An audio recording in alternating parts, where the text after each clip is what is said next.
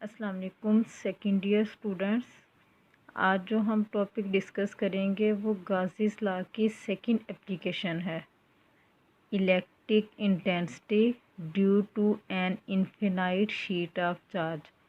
अब infinite sheet of charge का हमने एक फिनाइट पोर्शन लेना है। फिनाइट का मतलब कि एक छोटा सा उसका पार्ट ले लेना है।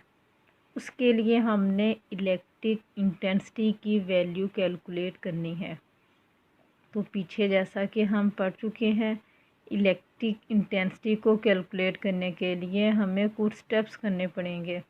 सबसे पहले तो गाशियन सरफेस हम लेंगे।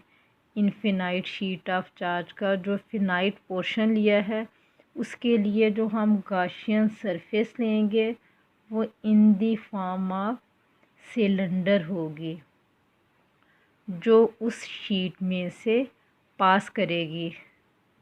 ठीक है, जैसा कि आपको बच्चों डायग्राम में भी नज़र आ रहा है कि फिनाइट शीट में से हमने सिलेंडर को पास किया हुआ है। उसके बाद हमने चार्ज की वैल्यू कैलकुलेट कर दी है। चार्ज के लिए जब भी हम शीट की बात करेंगे तो सरफेस चार्ज डेंसिटी को डिफ़ाइन करेंगे। सरफेस चार्ज डेंसिटी इक्वल होती है सिग्मा के। इसको हम डिफ़ाइन करते हैं चार्ज पर यूनिट एरिया। और इधर से क्यू की वैल्यू, मीन चार्ज की वैल्यू आ जाएगी सिग्मा ए। उसके बाद हमने फ्लक्स कैलकुलेट करना है। फ्लक्स अब हमारे पास सिलेंडर की 3 सरफेसेस हैं। एक उसका लेफ़्ट एंड फ्लैट सरफेस होगी, दूसरी राइट एंड फ्लैट सरफेस होगी, थर्ड वन उसकी सेंट्रल कर्व सरफेस होगी। पहले हम फ्लक्स देखते हैं through the right and flat surface के राइट साइड पे जो फ्लैट एंड सरफेस है उसके लिए हमने फ्लक्स कैलकुलेट करना है।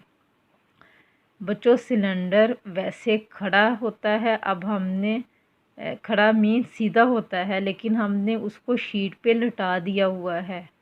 लटाने का मतलब जब वो सीधा होगा तो उसकी जो टॉप और बॉटम है वो राइट और लेफ़्ट फॉर्म में बन जाएगी जब हम उसको लटा देंगे।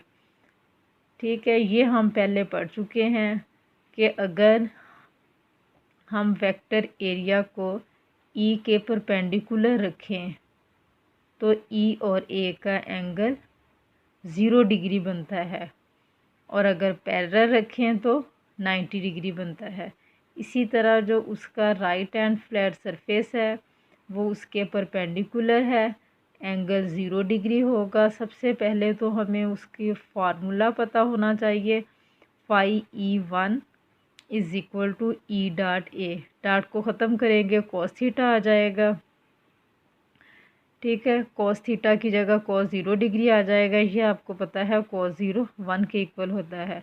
तो आपके पास राइट एंड फ्लैट सरफेस के लिए फ्लक्स ई ए आ जाएगा। इसी तरह लेफ़्ट एंड फ्लैट सरफेस के लिए हम फ्लक्स की वैल्यू कैलकुलेट करेंगे। लेफ़्ट हैंड फेस पे भी ऐसे ही होगा कि वेक्टर एरिया ई के परपेंडिकुलर होगा, एंगल 0 डिग्री बनेगा, कॉस 0 1 होता है। अगेन ई ए कॉस 0 डिग्री आ जाएगा, कॉस 0 की जगह 1 आ जाएगा, ई ए आ जाएगा। और फ्लैट लेफ़्ट हैंड सरफेस की फ्लक्स की वैल्यू भी ई ए ही आ जाएगी।